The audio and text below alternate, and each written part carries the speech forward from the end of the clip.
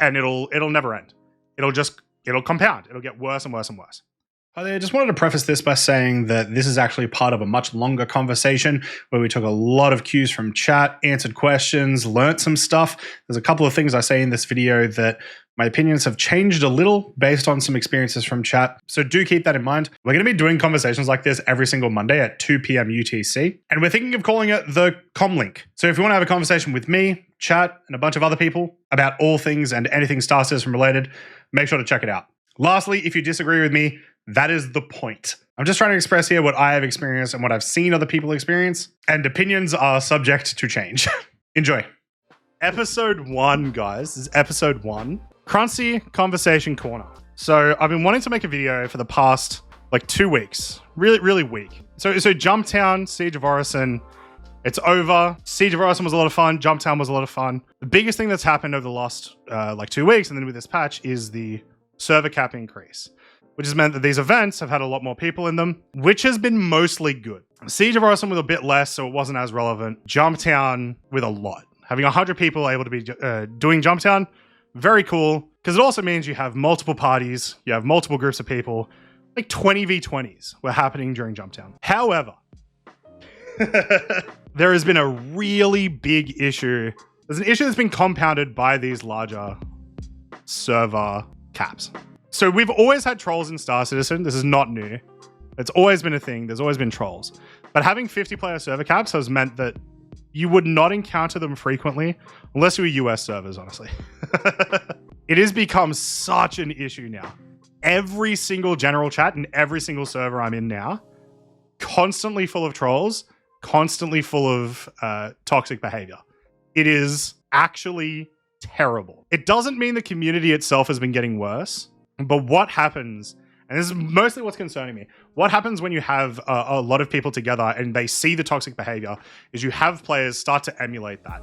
We've seen it in games for 20 years. The more toxic a community is allowed to be, the more people start following along that line, people that would normally not be toxic at all. And right now, there's just literally no moderation tools at all, which is really weird as a thing because, strangely enough, CRG have shown they will if you screenshot and send it to CRG, they are brutal. They will outright ban that person and whatnot. But that's not practical. That's not practical at all. And so I know that CRG probably want to do moderation tools, and it's probably of course they want to do moderation tools, but it's a thing that's you have to do it right now. If you don't do it right now, the community will continue to become more toxic. And it'll never end. It'll compound. It'll get worse and worse and worse. F12ing isn't an option, and that's because of these new dynamic events. Because we have Siege of Orison, because we have Jumptown, and when we get Xeno Threat back, when we get Ninetales back, communication is extremely important in those events. Communication in Star Citizen is extremely important. Saying just F12, which is what most people say, it's literally not an option. It's too important to have to actually talk to the other players in the server. And it doesn't have to be a reporting system necessarily. It has to be, at the very least, a muting system. If I can just mute someone, cool, right? I can still communicate with everyone else with no issue. Because there's also, if someone's being, just outright racist or if they're breaking some sort of TOS, then they should get banned and whatever. And most people will go through the effort of doing the huge, contact CRG, here's some screenshots, get him out of here. It's not necessarily those players that are the ones that are actually causing issues.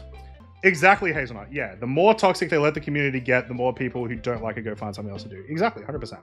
This isn't just coming from, the toxicity thing isn't just coming from trolls. It's sort of my second half of it. Teaching new players how the game actually works, and the fact that we don't really have a proper system there, is also making the community more toxic. The amount of people during, for example, Jumptown, who are unironically saying, is Jumptown safe? Why did you kill me? You're a griefer, is becoming also much more of an issue. We have so many new players coming into the game recently, which overall is great. Right? Overall, that's fantastic. But this is only going to ramp up. The amount of new players that are coming into the game and don't have a accurate portrayal of what the game is currently.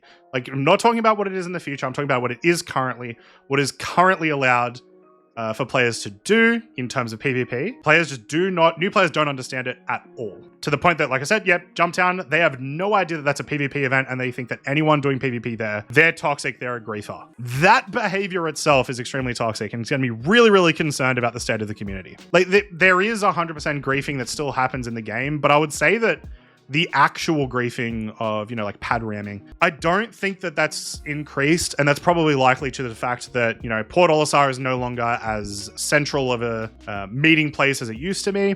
So people are much more spread out. We now have hangars everywhere. So it's much harder for you to, target someone to actually like pad ram. I'm not saying it's not possible, but it's significantly harder than it used to be. So those sort of behaviors, I feel like are actually getting better. Like people aren't doing that. But now there's just this huge push of any PvP is the worst thing to happen in the game. And I hate it, and you're the worst, and you shouldn't be doing PvP. I can't believe you killed me. And it's really bad.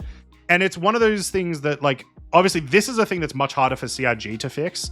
And I think is honestly a lot more on some like creators' onus of you should be making sure the community does know, like all these new players when they come in do know what they're getting into, because when they expect it, it's nowhere near as much of an issue. You'll see people talk about, I was doing a trade run, I went through the trade run, I got interdicted by some players, or like got caught off by some players somehow. Maybe you're on an ROC and you got caught off by some players. They killed me, and like they're griefers, and I can't believe they did that. So anyway, I did the exact same thing again. And it happened again. Of course it did. Like, what are you talking about? It's at first when you hear about these stories, you're kind of like, well, that's your fault and you're a bad player. But there's no one actually giving you the information of how to avoid these things in the game if you wish to avoid it. Like, cool, don't mine in that location while you know that there's some active PvP players there, right? Like if you want to avoid that. Or if you're doing a trade run, cool, maybe, just take a longer quantum jump so that you're coming in from a different angle and they can't interdict you. Very easily avoidable, but you need to know that that's an option. You have to treat all players as knowing literally nothing, but it's becoming an issue. It's making the community more toxic. So, yeah, let's have a look at chat. That system currently gives players zero directions on how to play and does not promote any kind of activity.